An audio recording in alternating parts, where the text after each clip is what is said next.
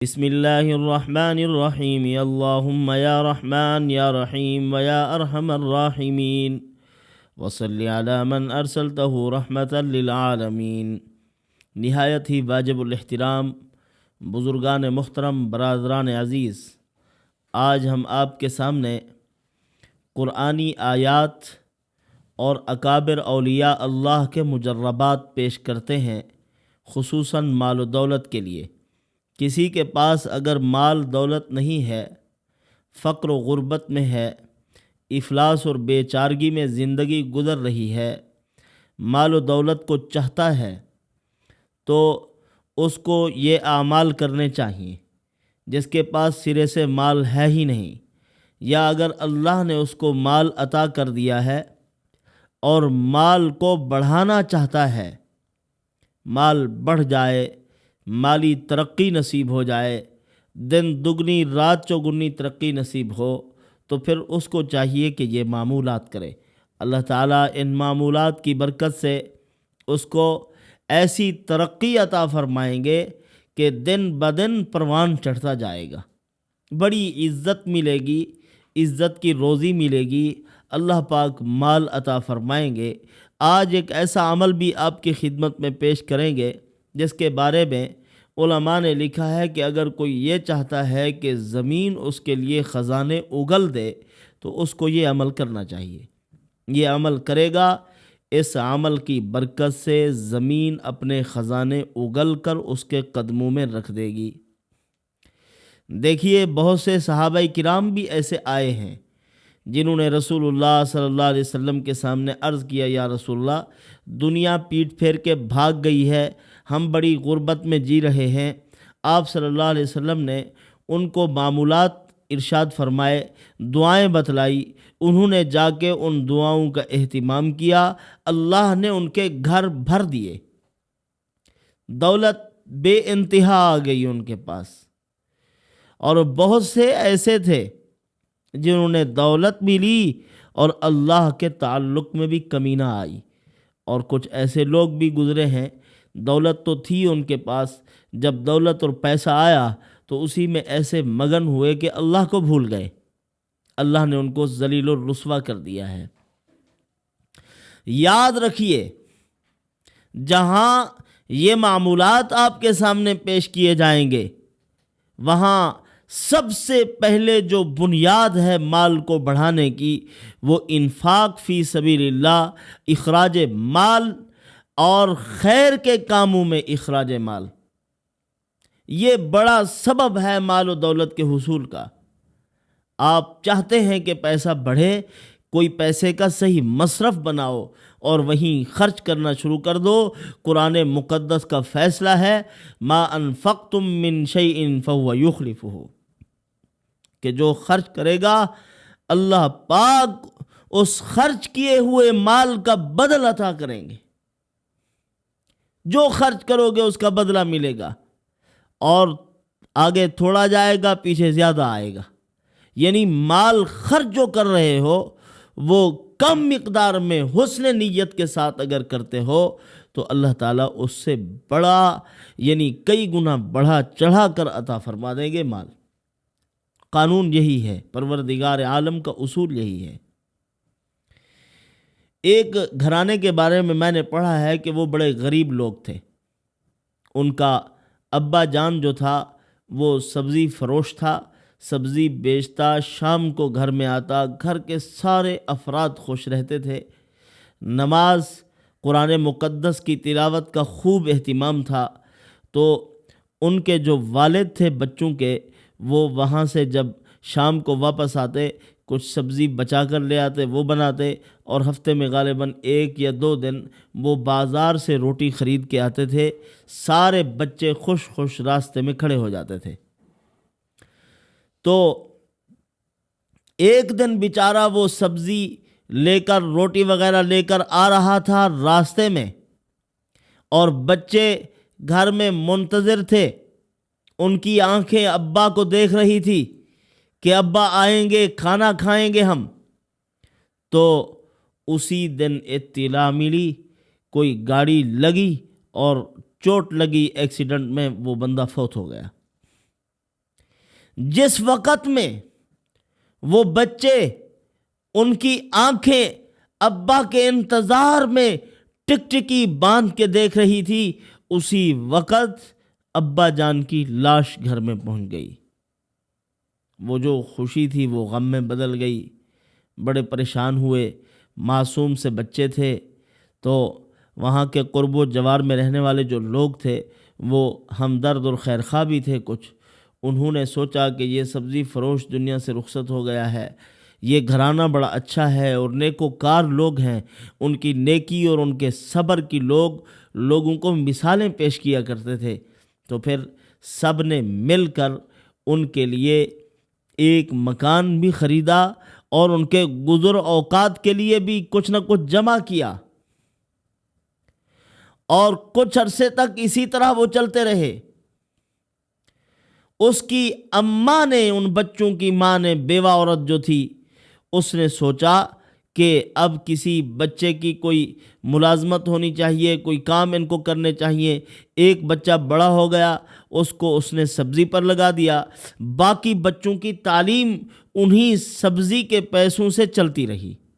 وہ ٹھیلا بھی لوگوں کے تعاون سے تیار ہوا۔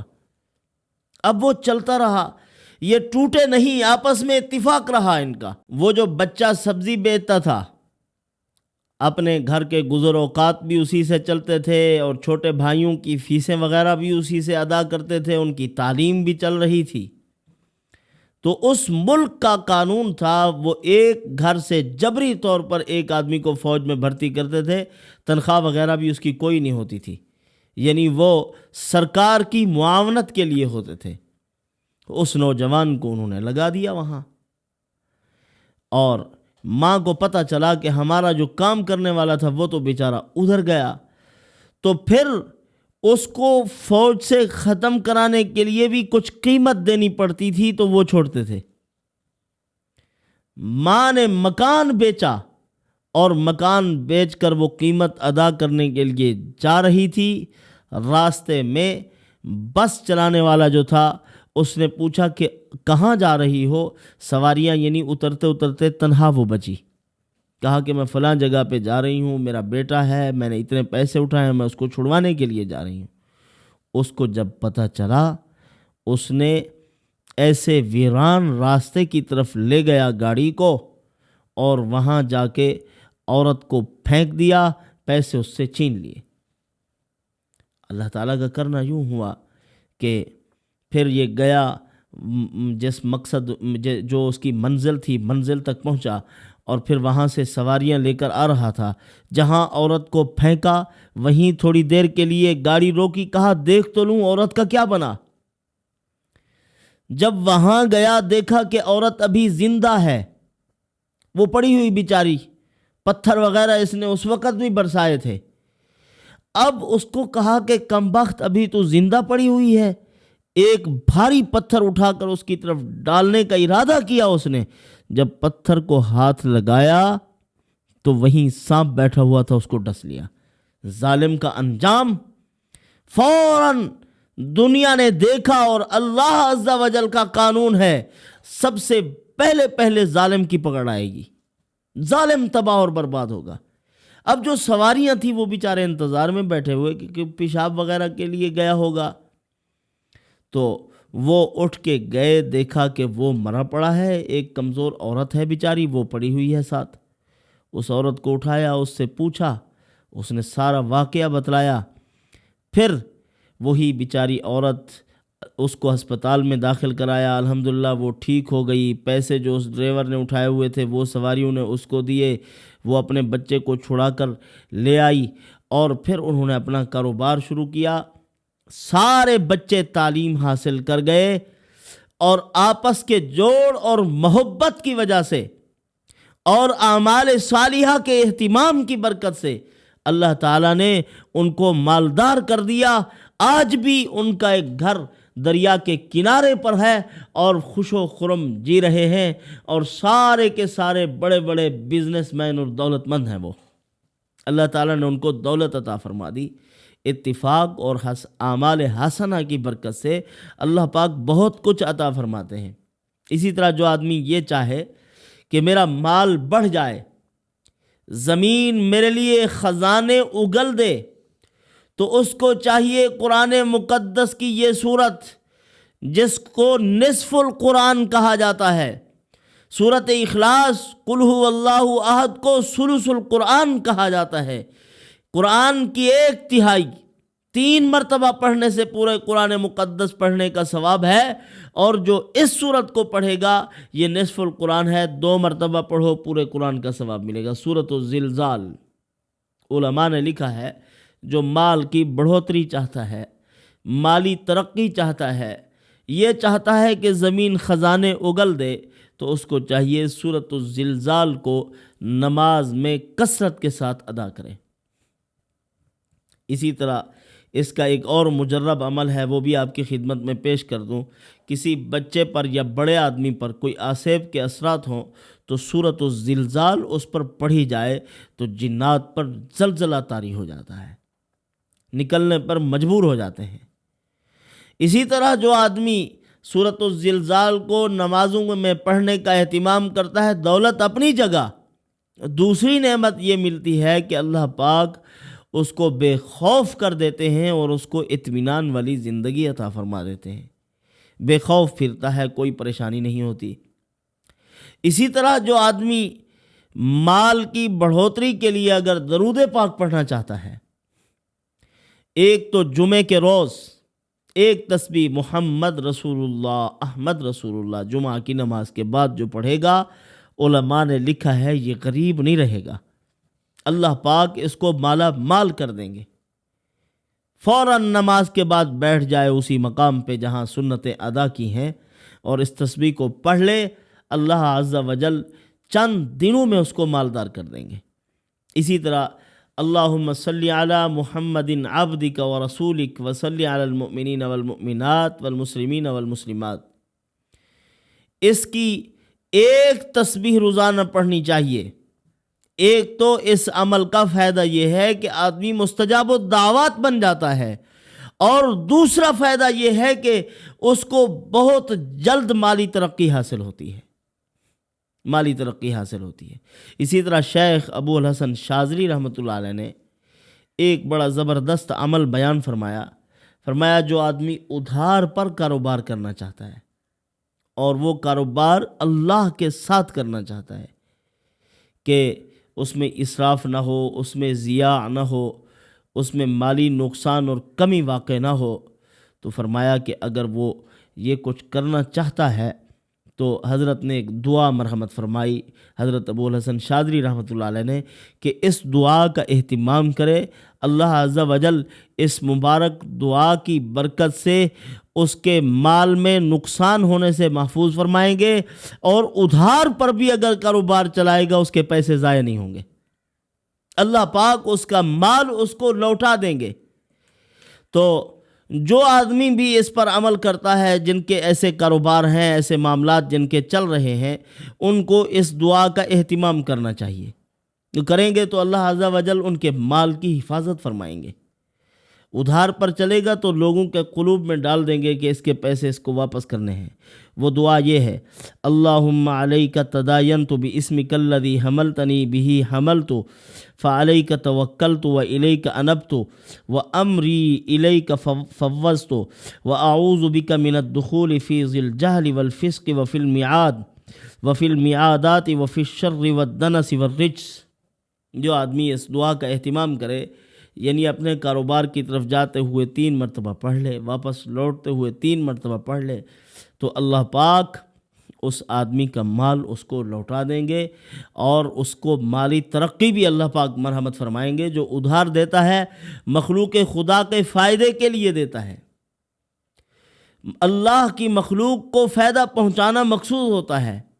اسی لیے حدیث پاک میں ہے، رسول اللہ صلی اللہ علیہ وسلم نے فرمایا، جب میں معراج پر گیا تو میں نے جنت کے دروازے کے اوپر لکھا ہوا دیکھا کہ جو آدمی کسی کو صدقہ دیتا ہے اس کے لیے فَلَهُ عَشْرُ أَمْثَالِهَا، اللہ پاک 10 گنا عطا کرتے ہیں، اور جو آدمی کسی کو قرض دیتا ہے تو فرمایا فَلَهُ 18، اللہ پاک اس کا بدلہ 18 گنا عطا فرماتے ہیں، یعنی ثواب 18 گنا اللہ پاک اس کو عطا کریں گے۔ صدقہ کرنے والے کا ثواب کم اور قرض دینے والے کا ثواب زیادہ۔ لیکن ایسی جگہ قرضہ نہیں دینا چاہیے جہاں خطرہ ہو کہ یہ واپس نہیں کریں گے۔ قرض ہے، قرضہ دو۔ دیکھیں حضرت زبیر بن عوام رضی اللہ تعالیٰ مالدار صحابہ میں سے تھے اور بہت اللہ کے راستے میں صدقہ کیا کرتے تھے، بہت صدقہ کرتے تھے۔ یہ سوال بھی ہوا ہے کہ پیسے تو صحابہ کرام کے پاس اتنے نہیں ہوتے تھے، کیسے بہت زیادہ خرچ کرنے والے تھے؟ فرمایا جگرے بڑے تھے ان کے، وہ بس جو کچھ آیا فوراً اللہ کے راستے میں صدقہ کر دیا۔ وہ مختصر بھی تھا، گھر میں فاقہ کر لیا لیکن اللہ کی مخلوق تک پہنچایا۔ تو حضرت زبیر رضی اللہ تعالیٰ عنہ پر بڑا قرض تھا، اور قرض کی ایک وجہ بھی علماء نے لکھی ہے کہ یہ قرضہ کیوں تھا، حضرت کیوں لیتے تھے ادھار؟ لوگ آتے تھے حضرت کے پاس امانتیں جمع کرانے کے لیے، حضرت ان کو کہتے تھے یہ امانت قرض کی مد میں دو تاکہ میں اس کو استعمال کر سکوں، قرض دو گے تو میرا فائدہ ہو جائے گا اس میں، اور جب بھی آپ نے لینا ہے تو مجھے بتا دیں گے تو پھر میں آپ کو اسی مدت میں آپ کو پیسے آپ کے واپس کر دوں گا۔ تو لوگ ان کو قرض دے کر جاتے تھے، حضرت وہی پیسے اٹھا کر وہ خزانے چلاتے، اللہ کے راستے میں صدقات اور خیرات کرتے تھے، مخلوق خدا کو فائدہ پہنچاتے تھے۔ جب حضرت کا وصال ہونے لگا، حضرت نے عبداللہ ابن زبیر رضی اللہ تعالیٰ عنہ کو بلایا، اپنے بیٹے کو، فرمایا میرے بیٹے میں نے اتنا قرض دینا ہے، یہ سارا قرض اتار لینا، اگر میری وراثت میں سے قرض ادا نہ ہو تو رشتہ داروں کو کہنا، وہ آپ کا تعاون کریں گے، اگر پھر بھی ادا نہ ہو سکے تو پھر وہ غابہ میں زمین پڑی ہوئی ہے، وہ زمین بیچ کر میرا قرض ادا کرنا۔ تو جب پھر بھی ادا نہ ہو سکے تو مولا زبیر رضی اللہ تعالیٰ یعنی میرے مولا سے درخواست کرنا، اور انہی الفاظ سے کہ اے زبیر کے آقا و مولا، اے زبیر رضی اللہ تعالیٰ عنہ کے خدا، زبیر رضی اللہ عنہ کے قرض ادا کروا دیجیے، تو اللہ تعالیٰ ضرور میرا قرض ادا کروائیں گے۔ تو حضرت عبداللہ ابن زبیر رضی اللہ تعالیٰ عنہ نے اپنے ابا کے وصال کے بعد وراثت تقسیم نہیں کی، پہلے اپنے ابا کے قرض ادا کیے۔ عبداللہ ابن جعفر رضی اللہ تعالیٰ کا قرضہ دینا تھا، جب وہاں پہنچے تو انہوں نے فرمایا میں نہیں لینا چاہتا، میں نے آپ کو معاف کر دیا ہے۔ انہوں نے فرمایا نہیں میں دوں گا، آج تو ہم قرض لے کے کھا جاتے ہیں، قرض لے کر دینے کی اگر نیت نہ ہو تو وہ چور ہے، ہاں بددیانت خائن ہے۔ تو حضرت نے فرمایا میں نہیں لینا چاہتا، اور پھر انہوں نے کہا نہیں میں ہر حال میں دوں گا۔ حضرت نے فرمایا اچھا میرے قرض کے بدلے میں یہ 2 جوتے دے دو، اپنا جوتا۔ انہوں نے فرمایا نہیں یہ تو کم قیمت ہے، آپ کے پیسے بہت بنتے ہیں، آپ اپنے پیسے لے لیں۔ حضرت نے فرمایا کہ چلو چلتے ہیں، اب میں آپ سے وہ زمین لوں گا جو غابہ میں پڑی ہوئی ہے، وہ آپ دے رہے ہیں، اس میں سے ایک پلاٹ مجھے بھی دے دیں۔ حضرت عبداللہ ابن زبیر رضی اللہ تعالیٰ عنہ ان کو لے کر گئے۔ عبداللہ بن جعفر رضی اللہ تعالیٰ عنہ نے ایک جگہ متعین فرمائی، فرمایا یہ میں لوں گا، یعنی جو بالکل کم قیمت زمین تھی، جس پہ کچھ ہوتا نہیں تھا، اونچا ٹیلا تھا، پانی بھی نہیں پہنچتا تھا وہاں۔ حضرت نے فرمایا کہ حضرت وہ تو نہ لینے والی بات ہو گئی نا، اب یہ تو کوئی فائدے والی زمین نہیں ہے۔ فرمایا نہیں، اپنے غلام کو بلایا، فرمایا کہ میرا مصلی لے آؤ۔ وہ جائے نماز لے گئے، حضرت نے اس کو بچھایا اور وہیں 2 رکعت نماز ادا کی، اللہ تعالیٰ سے دعا مانگی، اور دعا مانگ کے ایک طرف ہو گئے، اپنے خادم کو بلایا، فرمایا جاؤ یہاں گڑھا کھودو۔ انہوں نے جا کر گڑھا کھودا تو نیچے سے پانی ابلنا شروع ہو گیا۔ یعنی وہاں جیسے ہمارے ہاں قیمتی ترین زمین پہلے دور میں وہ ہوتی تھی جہاں ٹیوب ویل لگا ہوا ہو، اور ان کے دور میں صحابہ کرام رضوان اللہ تعالیٰ علیہم اجمعین کے دور میں، یا اس ہمارے دور سے کچھ پہلے، وہ زمینیں بڑی قیمتی ہوا کرتی تھی جن میں کنویں ہوتے تھے یا چشمے ہوا کرتے تھے۔ چشمہ نکل آیا، حضرت نے فرمایا کہ اب اقالہ کر لو، یعنی بے فسخ کر دو، یہ زمین اچھی ہو جائے گی، اس میں پانی کے وسائل بھی ہیں تو یہ آپ لے لیں۔ انہوں نے فرمایا نہیں، بے فسخ نہیں ہو سکتی، اب یہ زمین آپ کی ہے۔ تو اللہ تعالیٰ نے حضرت زبیر رضی اللہ عنہ کا سارا قرض ادا کروا دیا۔ پھر جا کر عبداللہ ابن زبیر رضی اللہ تعالیٰ عنہ نے اپنی وراثت اپنے ورثاء میں تقسیم کی۔ پھر بھی 4 سال تک حج کے موقع پر اعلان کرتے رہے تھے کہ میرے ابا سے اگر کسی نے کچھ لینا ہو تو میں دینے کو تیار ہوں۔ اس طرح کے قرض کے معاملات ہونے چاہیے جن میں دیانت ہو، جو اللہ سے لینے کے عادی ہو جاتے ہیں، اللہ تعالیٰ سے مانگتے ہیں اور فائدہ حاصل کرتے ہیں، اور پروردگار عالم کا ان کو راستہ نظر آ جاتا ہے، پھر وہ گھٹیا مفادات کو نہیں دیکھا کرتے، تو وہ اللہ کی مخلوق کو دینے کی عادت بنا لیتے ہیں۔ اللہ پاک ہمیں دے اور ہم بھی اللہ کی مخلوق کے فائدے میں ہوں۔ اللہ پاک مجھے آپ کو عمل کی توفیق عطا فرمائے۔ والسلام وما علینا الا البلاغ۔